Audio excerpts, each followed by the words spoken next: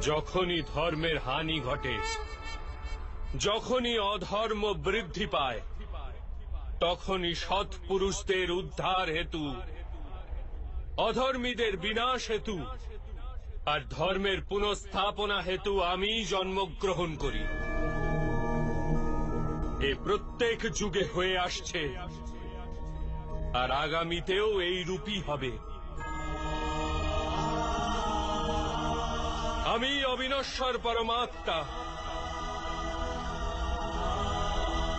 আমি মৎস্য অবতার আর আমি বামন অবতার। আমি পরশুরাম আর আমি রামচন্দ্র ছিলাম।